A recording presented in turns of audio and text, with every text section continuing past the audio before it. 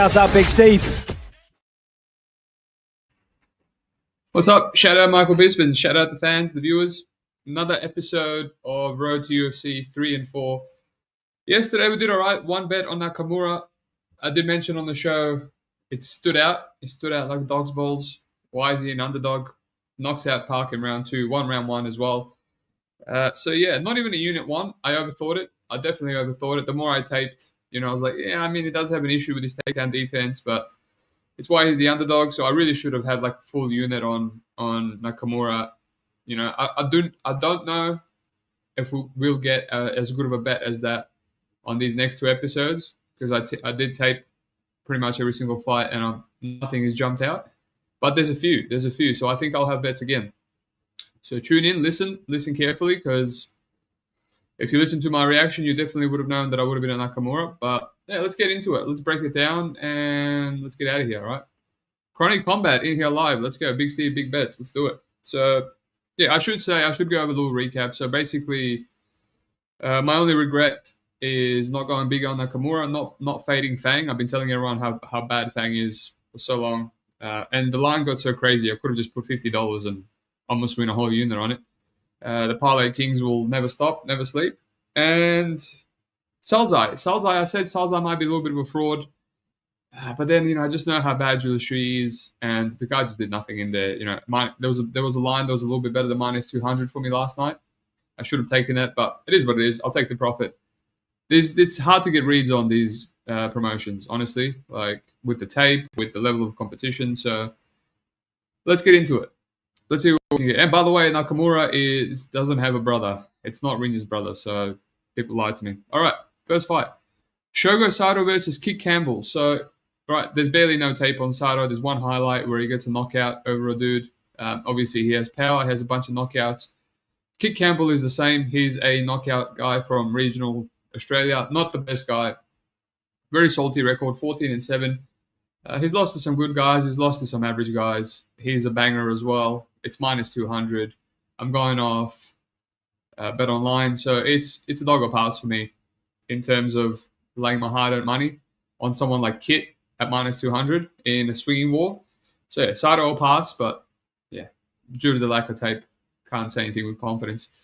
Jong Park versus Jack Becker, right? Park has been back. He's been in Road to UFC before. He's a very young kid. He's fought Kim on the regionals. Kim is fighting on episode 4. We'll talk about it. Won a split, which is pretty impressive. That was, 3 years ago? So he would have been 20. And, he lost the decision to Shin Haraguchi, just a really high-level wrestler. He showed some good get-ups and whatnot there. I think he barely lost that fight. And then he got knocked out recently, right after that, by Abdullah Blaida. Now, Abdullah Blaida is the guy that beat Salzai. I thought this guy was due to be in the UFC. I said he looks a bit like Adesanya. And, there's no shame in losing to him. He's huge. And he knocked him out. It was just a massive physicality and size difference. But yeah, and then after that, he beat this John Hyogu. He was wrestling him. And then, he arm triangled him in the 3rd round. He's very young. He can mix it up. He's well-rounded. 23. But he's fighting this Becker guy, Jack Becker. First time, I'm taping this dude. I should be the Australian expert, and he seems like a bit of an ape, right? He just comes forward. He brawls. He's built like a tank, and he wants to get takedowns, and he wants to get the back. He's got split decision losses to Josh Togo, which is a massive red flag. Split decision to David Martinez, the smiling assassin. This guy's a grappler as well, and he ran through Aiden Aguilera, which means nothing. Beat this Matsumura. Yeah, he's basically, again, another favorite from the Australian regional scene who hasn't beaten anyone good. And what are we getting now? A little bit of money is coming on Park Hyun. So people are obviously catching on. The Becker probably doesn't deserve -200. So I guess it's a dog or pass, but, Park, as a young kid, he still has some holes in his game. So I'll have to do a bit more tape on this one. I don't have a clear side betting-wise just yet. George, great call on Nakamura. Thank you very much. Love Kit here. George, can you tell me why you love Kit at -200? Have you seen any tape on the opponent that makes you confident? Appreciate it. Blonde Dog, hey, how do you find tape on any of these guys? I've been saying this for a while, mate. Sign up to Manpreet. Manpreet's tape index. He has all the fights, best money invested. If you're serious about your time and finding the fights and serious about making money, then you should sign up to that. Right, it's a time saver, and anything I've asked for, the man has done. I've asked for 1FC odds, he's chucked them on. I've asked for whatever, I can't remember. Everything I've asked, he's put it on. So the guy works hard.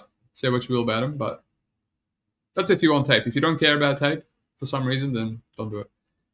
Simkai Jong versus Kawito. So again, Jong, another returning Road to UFC guy. He got knocked out by Peter Denise, who we'll talk about in the main event, and he beat what's his name, Kim or Choi, whatever the hell his name is. All these Koreans have the same last name.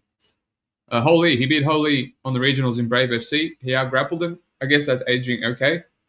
And yeah, I mean, he's a grappler. He likes to get the back, but he switches stances. He likes to be a little bit technical. So I think it was a little bit unfortunate to get killed by Peter Denise, but he was gassing out there. So, I get why he's the favorite. He's the more proven commodity. He's coming back. Usually the guys that have been on road are favorites because there's more footage of them.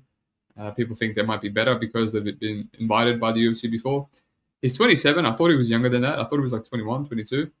And he's fighting this Ito guy. Right, Ito, 17-8, massive, extensive record. He became eternal champion by beating Rod Costa. Right, Rod Costa, 8-6, 8-7 after that. Salty record, but he's a really good fighter in eternal. If you can beat Rod Costa properly, you might be UFC level. So, yeah, but he's getting taken down. That's his weakness. He's getting taken down a lot, and he's just kind of coming back in a lot of these fights. I don't really know what he's good at. I guess he's a striker. He's very low volume. A lot of these road to UFC guys just seem to be technical, low volume strikers. There's a lot of similarities between these 4 episodes. But yeah, I get why the kid is the favorite. Simkai, he's younger. He's going to grapple. Ito is just losing fights to getting grappled, but he's also winning fights on damage. So yeah, I don't know. Just my tape is telling me that Simkai, I remember him being better the first time I taped him, first time he was on the show. Now I'm just like a bit turned off by him at the chalky line. He seems a little bit too green. Right, he's hovering at -200. Don't know if there's any value there. I know some people that played him, but not feeling it. Alrighty. Blind Mark, good evening, Big Steve. Chat, do you have a link to the tape site? I'll share it. I'll share it on my Twitter. Jump on my Twitter, I'll share it. It's on the Patreon. It's Patreon, and it's called MMA Archive. I'll share it right now. This is what it looks like. MMA Fight Archive, Patreon. There you go. And yeah, old mate Manpreet can send me some money for this. No problem. Alrighty. Yohan Ren versus Danny Dafa. This is a volatile fight. Danny Dafa is an Indonesian. He's wild. He's got some crazy scrambles. He gets some crazy submissions. Very athletic. All these Indonesians are very athletic, but then when they come to road to UFC, especially against Chinese or Japanese guy, they just get rinsed. So the athleticism doesn't seem much outside of Indonesia, to be honest. He's been submitted by this guy, Anga, late in round 4. I didn't watch this fight. I just kind of wanted to get an idea. This Anga guy is good, by the way. Very good. 17-5. He's beat a lot of guys. He was on road to UFC as well. Getting knocked out by Kai Lu doesn't mean too much. He's good. He's good. But yeah, very volatile fight. Like this Yohan Ren, he's young. He's a southpaw. Got some nice strikes. He's Chinese, so obviously he's going to be the favorite. He's fought maybe tougher level guys, but not much. He got ran through by Aziz. He's been submitted. Aziz just fought in the first episode, and he's lost to a bunch of these other guys. I assume he got grappled, but yeah, there's a lot of his tape is just some WLF grainy footage, which is like, I can't be bothered taping this. But I mean, at this current line, what is he? He's a massive favorite. Hello, where you at? Yeah, $1.38 on Bet Online. So no, thank you. I guess he can sprawl and brawl.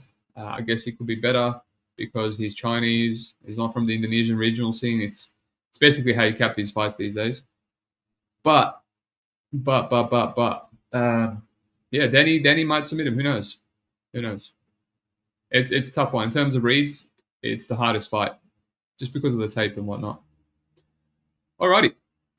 Sulangarambo versus Peter Denise. Denise, again, another returning guy. He just knocked out Sankai before, and then he was knocked out by old mate. What's his name? Tum on the Barrel. Not knocked out, dropped multiple times, and then rear naked choked. Whatever, say what you will about Tum on the Barrel, but he's a very high level finishing upside kind of guy, and he's in the UFC, so it is what it is. This fight, it's a striker versus striker. This Salangabo guy is like 19. And you know what? I was leaning him. I was honestly leaning him. And, you know, as you can see here, Dinosaur was a big favorite, and now he's a much smaller favorite, and Langbo is barely an underdog, $2.17. So that's a shame. That's a shame. I basically, yes, Peter Dinosaur, he has a really good Muay Thai background. He's very explosive, typical Muay Thai guy. He won in his Road to UFC debut with a flying knee. And, you know, Salangbai is more patient, really technical striker. And he's 19, man. He's going to improve so much from fight to fight. So I was just leaning purely based on striker versus striker, you know, and potential youth and leveling upside. I was going to play Lungbaro. I keep butchering his name, saying a different name. I'll call him Sulang. I was leaning Sulang, but this line has come in, though. So I'll see what do I have on Neds. If you're in Australia, we have lines on Neds, which is beautiful. And they don't close like Bet365. They're open from fight to fight. What do we got? Anyway, it doesn't matter. It was dog or pass, but now that it's come in, you know, maybe I'll be on Peter. It's a striking fight. Alrighty, before we get into episode 4. Moyes. Sato Lineker for the win. Who's Sato Lineker again? Sato. Oh, right. Yeah, the guy in the first fight. Yeah. Dafa longman striking is actually good enough here. Ren is a fish on the ground. Makes mistakes scrambling. Yeah, that's true. He's definitely a striker. Peos, Teoju Nakamura. No worries. Hello, Dogfather. 2 men in the barrel. Let's go. Let Sulang cook. Dogfather, I feel like you played Sulang. This line is destroyed. Someone had to do it. Alrighty, episode 4. Rui Imura versus Van Engyem. Right, this Imura guy is a punching bag. Most of his fights are in Pancrase, so most of his tape is highlights, and he's just like getting almost knocked out, you know, winning fights where he's coming forward, grappling, and then looking all busted up, and he wins a decision. Yeah, he had a bunch of knockout losses. He's even been submitted.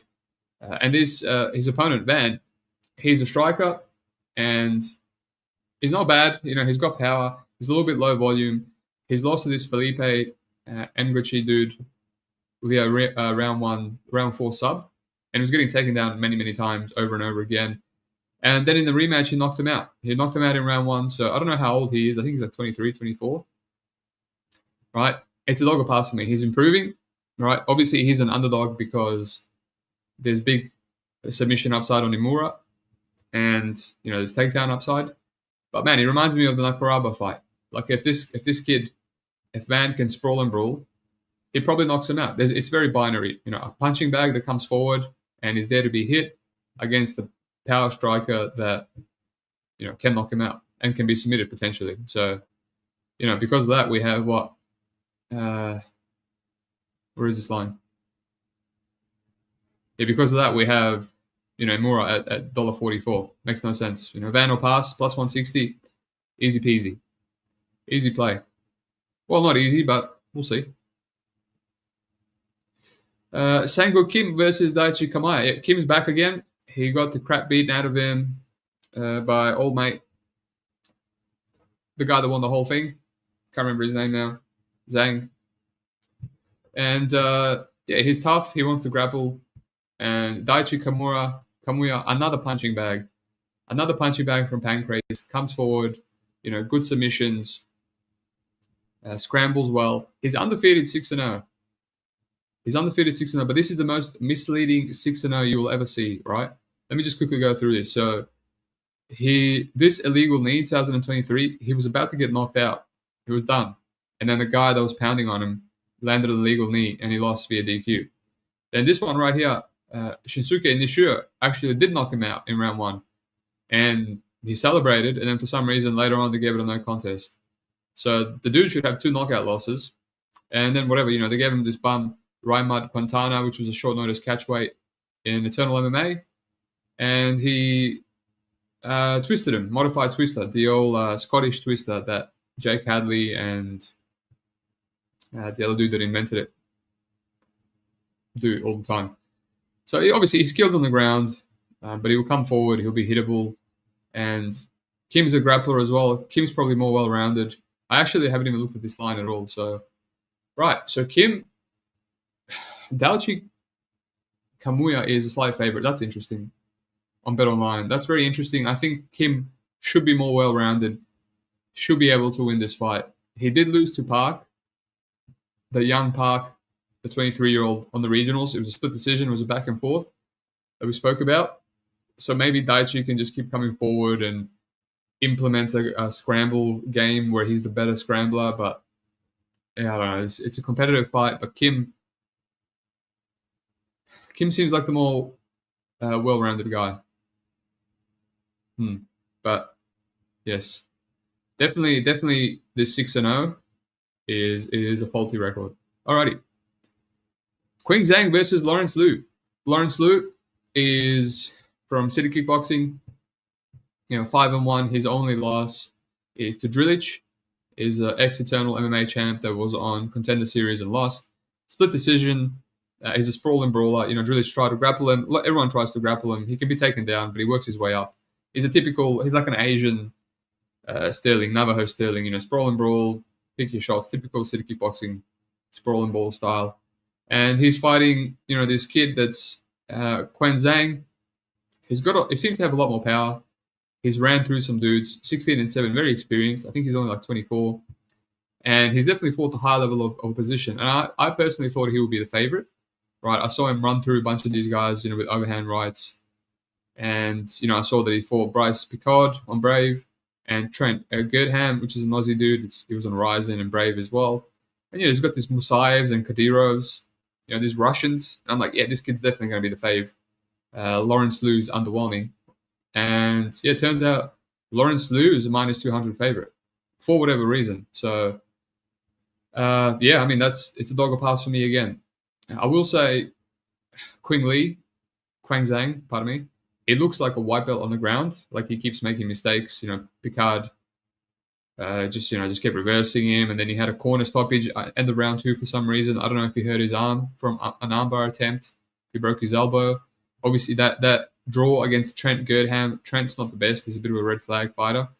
I couldn't find that fight. That's also a red flag. But, Lawrence Liu doesn't have anything on his tape that's like minus 200. He's just going to sprawl and brawl. Maybe he can outstrike this kid. But, yeah, the kid's young. He's 23. They're fighting in China. He's Chinese. I don't know.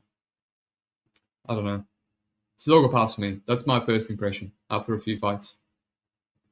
Alrighty. Yuri Yannick Efaviga versus Dongma Fan. Right. Yuri, he looks the goods. He's a Blasian, a black Asian. He looks very, very athletic. I love his striking style. Stick and move from southpaw, fights long, and seems to have grappling as well. When he needs to. Obviously, fought nobody good other than Emmanuel Sanchez from Bellator, ex-Bellator fighter, on a really, really bad losing streak. So he knocked him out. That's his best win, hands down. This Max Sugimoto guy, another Blasian, that was his most competitive fight, back and forth. He kept getting hurt in the feet, and he resorted to his wrestling there. Eventually, rear naked choked him. So he just seems very well-rounded. I like his IQ. I like how he can strike patiently and use his length and power. And then I like how physical he is on the ground and has the jiu-jitsu to fall back on. It makes sense why he's such a huge favorite. And he's only 25. He's fighting Dongma Fan. Dongma Fan, Eternal MMA guy, 6-2. 2 of his losses were to Quinlan Salkid, in the UFC. So I've taped those fights many, many times, trying to get a read on Salkid. And all these other guys that he's wrestling are not the greatest in Eternal MMA. So basically, his style is to break you with constant takedowns, keep going. But his entries are really, really bad entries. And he's just kind of like a leech type fighter, Damon Jackson. Grab onto you, no matter how bad the entries are, and then just look for trips and body lock takedowns and just try get something done on top. But ultimately, I just feel like he's smaller. He's a lot less physical.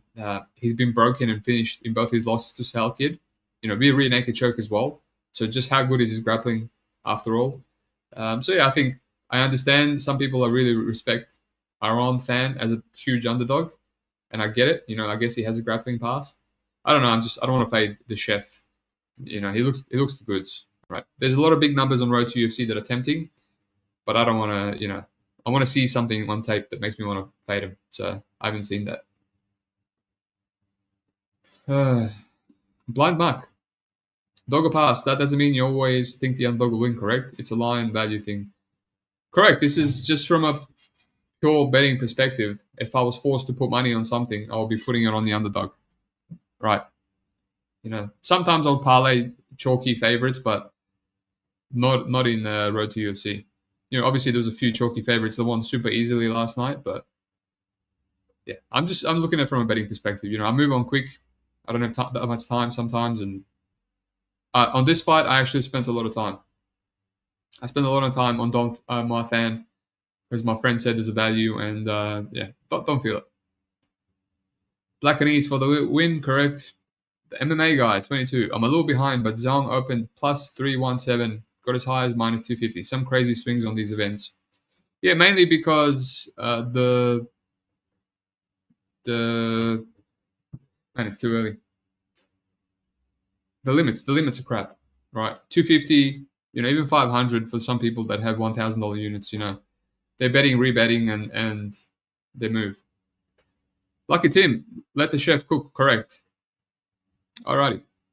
Binzi versus Zoo. Right, these guys were meant to fight. It got cancelled. Now they're fighting again in the main event. Yeah, interesting. It's a striker versus striker fight, in my opinion. Oh, wait a minute. Is this meant to be for the championship? For the Road to UFC? Because it says here 5 plus 5 plus 5 plus overtime. Okay, what a weird way to word that. Yeah, every other one says 3 times 5 rounds plus overtime. Maybe this is for the winner of Road to UFC. Okay, cool. It is. That makes sense. Yeah, basically, striker versus striker. I think Bing Z is a lot more technical. He has some nice pull counters, good footwork. Whereas Kenji Zhu, he might have the bigger killer shot.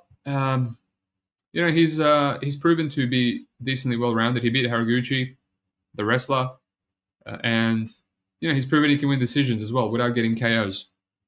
He hurt this Ando guy multiple times, didn't finish him, still won a clear-cut decision, didn't gas too much. So Bing Ji was the favorite. The underdog. I understand why the money is coming on him because it seemed like a clear dog or pass. Jie Bin is very good. Now the line is closed in. I kind of have to reevaluate, but I'm still not really rushing to play Kang Ji at $1.67, or whatever the odds are on other bookies, right? So I guess it's dog or pass for me. I'd moved on after 2 fights each just because competitive striking fight. I thought I'll find better value elsewhere. So yeah, that's where we're at. We'll go over it quickly. Sato will pass for me. My boy George never told me why he liked Campbell minus 200, but anyway, Sato will pass for me. I don't know about this one, Park or Becker. It feels like a competitive fight. Might be just a pass all around. G versus Ito might be the same, but I'm kind of the gut is telling me to lean the dog, even though he's a bit underwhelming. Wei Ren versus Dafa or pass. Daniso or Sula. I mean, now that the line has come in, I have to reevaluate, but I really like Sula as an underdog. Someone ruined the line. And what do we got here? And in the last episode, yeah, Van is probably the closest to a play, right? It reminds me of Nakamura. He's a little bit low. I don't get the aura feel from him, but just this Rui Imura guy, it looks really awful. Kim versus Kamaya, I'm kind of leaning Kim. Zang versus Louis, I'm leaning Zang, honestly. I'm leaning the Blasian. And Bing Z, I guess I'll lean Bing Shi, but it's a competitive fight in my opinion. Big G has been dropped multiple times with Dana White contender series road to UFC. Zoo's straight shots are going to put him away. Well, that's live, my friend. That's live. We'll see after deep tape. Bun, XC. Van is a 125er. Too small. Mate, Van just dropped from featherweight. What are you talking about? He was a featherweight, and now he's dropping down to bantamweight. How could it be a flyweight? Where did you see that he's a flyweight? Anyway, that's another reason why I like him. I noticed that he was dropping down to his natural weight class. So, yeah, that's where we're at. That's the odds. That's the leans. See the face-offs. Yeah, I'll see the face-offs. But I'm sure I'll change my opinion. Peace out. Like and subscribe. I don't know if I'll be doing an LFA. It's LFA Brazil. It's disgusting. I might just focus on the UFC, but